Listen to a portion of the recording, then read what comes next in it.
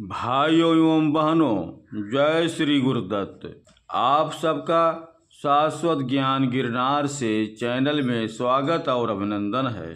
भाइयों बहनों, श्री कृष्ण को पूर्ण अवतार कहा जाता है, जिसके कुछ कारण हैं, लेकिन उन्हें एक कंप्लीट मैन भी कहा जाता है, जिसके दूसरे कारण हैं। आओ जानते हैं कि आखिर भगवान श्री कृष्ण को क्यों कहा जाता है एक पूर्ण पुरुष।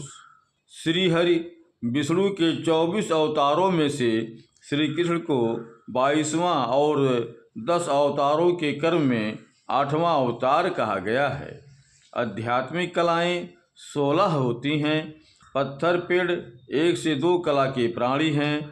पशु पक्षी में 2 से 4 कलाएं होती हैं। साधारण मानव में 5 कला और संस्कृत युक्त समाज वाले मानव में 6 कला होती है। इसी प्रकार विशिष्ट पुरुष में 7 और ऋषियों या महापुरुषों में 8 कला होती है। 9 कलाओं से युक्त सप्त ऋषिगण मनु देवता प्रजापति लोकपाल आदि होते हैं। इसके बाद 10 और 10 से अधिक कलाओं की अभिव्यक्ति केवल भगवान के अवतारों में ही अभिव्यक्त होती है, जैसे वराह, नरसिंह, कूर्म, मत्स्य और वामन अवतार। उनको अवशेषा अवतार भी कहते हैं। उनमें प्रायः 10 से 11 कलाओं का आविर्भाव होता है। परशुराम को भी भगवान का आवेशा अवतार कहा जाता है। भगवान राम 12 कलाओं से तो भगवान श्री कृष्ण भी 16 कलाओं से युक्त हैं। यह चेतना का सर्वोच्च स्तर होता है। इसीलिए प्रभु श्री कृष्ण जग के नाथ, जगन्नाथ और जग के गुरु, जगत गुरु कहलाते हैं। इसीलिए उन्हें पूर्णा अवतार कहते हैं। आगे का वीडियो शुरू करने से पहले हम आप भाई बहनों से अनुरोध करूंगा कि चैनल को सब्सक्राइब एवं वीडियो को लाइक तथा शेयर जरूर करें एवं कमेंट्स बॉक्स में अपने विचार से हमें अवगत कराएं। एक व्यक्ति अपने जीवन में कुछ एक विषय में खास बन सकता है, जैसे वह एक श्रेष्ठ पिता, भाई या पति बन सकता है। बाहर वह एक श्रेष्ठ मित्र, संगीतकार, चित्रकार या बिजनेसमैन बन सकता है। लेकिन आप उससे सभी कुछ बनने की आशा नहीं कर सकते। लेकिन धरती पर श्री कृष्ण एकमात्र ऐसे व्यक्ति हैं जो सभी कुछ हैं। उनमें शिव, परशुराम, राम, बुद्ध सहित रुक्मिणी और राधा भी विद्यमान हैं। वे भक्त भी हैं और भगवान भी हैं। उनकी 1000 चरित्र हैं। श्री कृष्ण जी का बचपन दुनिया के सभी बच्चों को प्रेरित करता है। वहीं उनकी जवानी के इतने रंग हैं कि जिस युवा को जैसा रंग पसंद हो वह चुन ले। उन पर बुढ़ापा कभी छाया नहीं, लेकिन उन्होंने उस उम्र में भी युद्ध लड़ा और जीत हासिल की। वो ध्यानी भी हैं और योगी भी। वे प्रेमी भी हैं और ज्ञानी भी। उनमें सभी रंग बसते हैं। श्री कृष्ण जी ने संदीपनी ऋषि के आश्रम में रहकर वेद के ज्ञान के साथ ही 64 विद्याओं या कलाओं में महारत हासिल की थी, जिसमें नृत्य कला, चित्रकला, नाट्य कला, मूर्ति कला और तमाम तरह की कलाएं शामिल भी थीं। विद्याओं में धनुर्विद्या, अस्त्र विद्या, पराविद्या आदि। भगवान श्री कृष्ण के हजारों सखा या कहें कि मित्र थे। श्री कृष्ण के सखा सुदामा, श्रीदामा, मधुमंगल, सुबाहु, सुबल, भद्र, सुभद्र, मणिभद्र, भोज, तोक कृष्ण, बरुथप, मधुकंड, विशाल, रसाल, मकरंद, सदानंद, चंद्रहास, बकुल, शारद, बुद्धि प्रकाश, अर्जुन आदि थे। श्री कृष्ण की सखियां भी हजारों थी। राधा, ललिता आदि सहित कृष्ण की 8 सखियां थीं। जहां उन्होंने राजपुत्र अर्जुन से मित्रता का रिश्ता निभाया, वहीं उन्होंने गरीब ब्राह्मण पुत्र सुदामा से भी अपने रिश्तों को जग जाहिर किया। श्री कृष्ण जी को चाहने वाली अनेक गोपियां और प्रेमिकाएं थीं। कृष्ण भक्त कवियों ने अपने काव्य में गोपी कृष्ण की रास लीला को प्रमुख स्थान दिया है। खास बात यह है कि उन्हें प्रेम करने वाली गोपियां और प्रेमिकाएं सभी आपस में किसी से ईर्ष्या नहीं रखती थीं। उनकी पत्नियों को भी इससे कोई ऑब्जेक्शन नहीं था और वे सभी एक दूसरे का आदर करती थीं।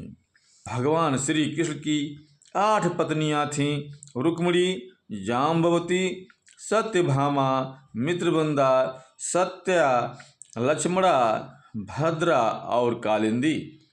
श्री कृष्ण जी ने सभी के साथ पति धर्म का पालन किया और उनकी भावनाओं का सम्मान किया। जहाँ रुक्मिणी के साथ उनके रिश्तों की कथा प्रचलित है, वहीं सत्यभामा को बराबरी का दर्जा देकर यह सिद्ध किया कि कोई भी बड़ी या छोटी नहीं है। श्री कृष्ण के बलराम और सुभद्रा के साथ संबंध को सभी जानते हैं। कृष्ण जी के 3 बहनें थीं। एकानंगा या जसोदा की पुत्री थीं, सुभद्रा और द्रौपदी मानस भगिनी। कृष्ण के भाइयों में नेमिनाथ, बलराम और गद थे। सभी के साथ वे रिश्ते में खरे थे। कृष्ण जी दुनिया के सबसे श्रेष्ठ पुत्र थे। उन्होंने जहाँ नंद और जसोदा के जीवन को खुशियों से भर दिया, वहीं उन्होंने उनके असली माता पिता को जेल में आज़ाद कराने के लिए कंस के साथ युद्ध लड़ा। श्री कृष्ण जी के माता पिता वासुदेव और देवकी थे, परंतु उनके पालक माता पिता नंद बाबा और माता जसोदा जी थीं। श्री कृष्ण जी ने इन्हीं के साथ अपनी सभी सौतेली माता रोहिणी आदि सभी के साथ बराबरी का रिश्ता रखा। वैसे तो श्री कृष्ण जी किसी के शत्रु नहीं थे और ना ही हैं, लेकिन उनके काल में उनसे शत्रुता रखने वाले कई लोग थे। उन्होंने भी अपने शत्रुओं को कभी निराश नहीं किया। सभी शत्रुओं को वीरगति देकर वैकुंठ में स्थान दिया। श्री कृष्ण जी ने अपनी शत्रुता का रिश्ता भी अच्छे से निभाया था। उन्होंने कंस, जरासंध, शिशुपाल, भौमासुर, कालयवन, पौंड्रक आदि सभी शत्रुओं को सुधरने का भरपूर मौका दिया और अंत में उनका वध कर दिया। श्री कृष्ण जी ने अपने बुआओं से भी खूब रिश्ता निभाया था। कुंती और सुतासुभा से भी रिश्ता निभाया। कुंती को वचन दिया था कि मैं तुम्हारे पुत्रों की रक्षा करूंगा, और सुतासुभा को वचन दिया था कि मैं तुम्हारे पुत्र शिशुपाल के 100 अपराध क्षमा करूंगा। इसी प्रकार सुभद्रा का विवाह कृष्ण ने अपनी बुआ कुंती के पुत्र अर्जुन से किया था। उसी तरह श्री कृष्ण जी ने अपने पुत्र सांब का विवाह दुर्योधन की पुत्री लक्ष्मणा से किया था। श्री कृष्ण जी के रिश्तों की बात करें तो वे बहुत ही सुलझे महापुरुष थे। श्री कृष्ण जी ने अपने भांजे अभिमन्यु की शिक्षा दीक्षा भी दी थी और उन्होंने ही उसके पुत्र की गर्भ में रक्षा भी की थी। भगवान श्री कृष्ण ने किशोरावस्था में ही चाणूर और मुष्टिक जैसे खतरनाक मल्लों का वध किया था। साथ ही उन्होंने इंद्र के प्रकोप के चलते जब वृंदावन आदि वज्र क्षेत्र में जल प्रलय हो चली थी, तब गोवर्धन पर्वत अपनी अंगुली पर उठाकर सभी ग्रामवासियों की रक्षा भी की थी। उन्होंने द्रौपदी की रक्षा की और भौमासुर की कैद से 16,000 महिलाओं को मुक्त कराया। श्री कृष्ण जी ने अपने जीवन काल में अपने उन सभी भक्तों की रक्षा की जिन्होंने उन्हें पुकारा। भगवान श्री कृष्ण के गुरु संदीपन थे। उनका आश्रम अवंतिका उज्जैन में था। कहते हैं कि उन्होंने जैन धर्म के 22वें तीर्थकर नेमिनाथ जी से भी ज्ञान ग्रहण किया था। श्री कृष्ण जी गुरु दीक्षा में संदीपनी के मृत पुत्र को जमराज से मुक्त कराकर ले आए थे। श्री कृष्ण जी ने महर्षि गर्ग, घोर ऋषि अंगिरस, वेदव्यास और परशुराम से भी बहुत कुछ सीखा। वे श्रेष्ठ शिष्य भी थे। श्री कृष्ण जी ने कई लोगों को शिक्षा दी। उनमें से 5 पांडव और उद्धव का नाम प्रमुखता से लिया जाता है। उन्होंने द्वारा द्रौपदी, राधा और के बारे में को भी बहुत कुछ कहा गया है, भक्ति मार्ग की शिक्षा दी थी। श्री कृष्ण जी ने युद्ध के मैदान में खड़े होकर दुनिया को गीता का संदेश दिया। भगवत गीता कृष्ण और अर्जुन का संवाद है, जो ग्रंथ आज भी पूरे विश्व में लोकप्रिय है। इस उपदेश के लिए कृष्ण को जगत गुरु का सम्मान भी दिया जाता है। वर्तमान में श्रीमद्भागवत गीता पर जितनी टीकाएं और व्याख्याएं दुनिया में आज मौजूद हैं, उतनी दूसरे किसी ग्रंथ में नहीं। श्री कृष्ण जी को योगेश्वर कृष्ण भी कहते हैं। उन्होंने गीता के माध्यम से योग, कर्म, ज्ञान, भक्ति, सांख्य आदि की शिक्षा दी। श्री कृष्ण जी ने अपने जीवन में जो कार्य किए हैं वह कोई साधारण मनुष्य नहीं कर सकता। वह कोई असाधारण पुरुष या पूर्ण पुरुष ही कर सकता है। उनके द्वारा किए गए कार्यों के चलते ही उन्हें एक कंप्लीट मैन भी कहा जाता है। भगवान श्री कृष्ण जी को युद्ध नीति महाभारत के युद्ध में ही नहीं, जरासंध के साथ जितनी भी बार युद्ध लड़ा उस सभी में प्रकट होती है।